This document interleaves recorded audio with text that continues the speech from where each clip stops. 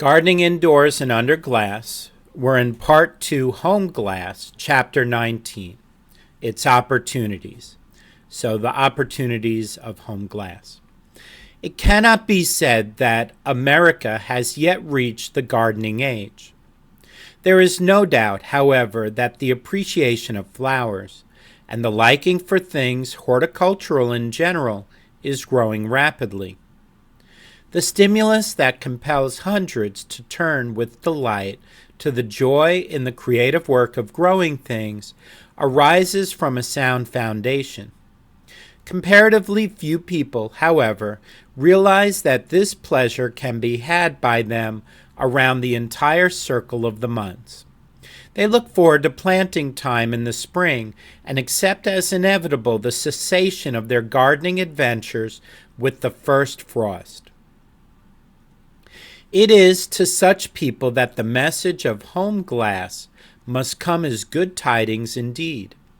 For them, the gentle art of gardening under glass has seemed a distant and mysterious thing.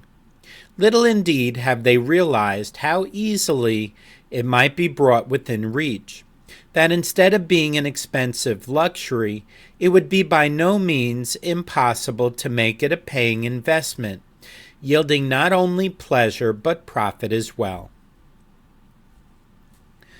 As a matter of fact, when one's mind is once made up not to sacrifice the pleasures of gardening for 6 months every year, a little energy, ingenuity, and a very few dollars will go a long way in providing the necessary equipment.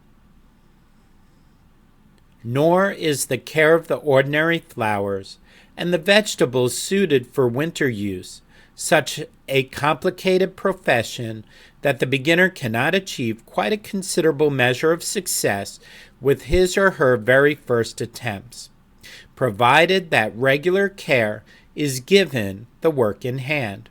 It is a much easier task than succeeding with plants in the house, notwithstanding the fact that general opinion is to the contrary. It is not necessary to start in on a large scale. A very few square feet of soil, where all the conditions can be controlled as they are under glass, will produce an amazing amount. Take, for instance, lettuce grown for the home table.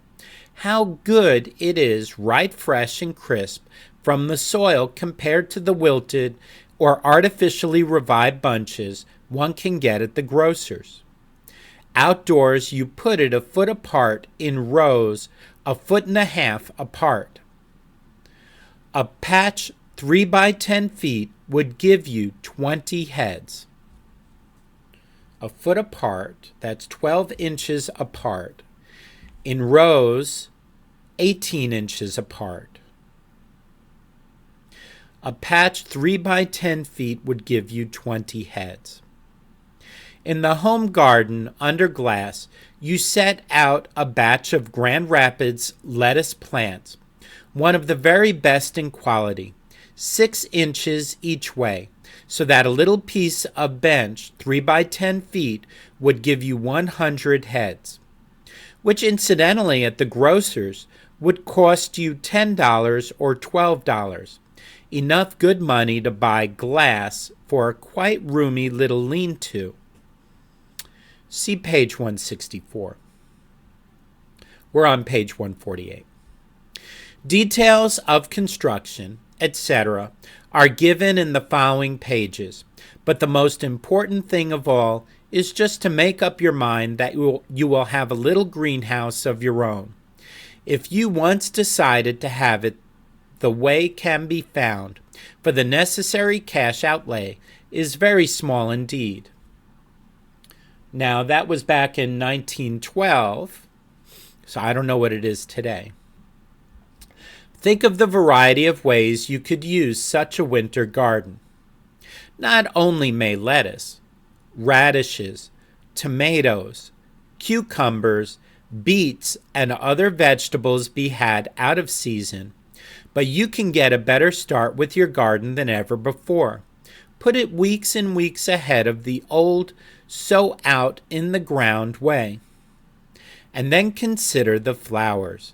A dozen carnation plants, for instance, would occupy about 6 square feet of room, say 2 by 3 feet a bench, and would supply you comfortably with blossoms all winter long. Nice fresh ones outlasting twice over the cold storage blooms from the retail florist, to say nothing of the added value of having them actually homegrown. It is surprising how most people overestimate the difficulties and expense of maintaining a small greenhouse. In relation to the pleasure one brings, the cost is exceedingly small.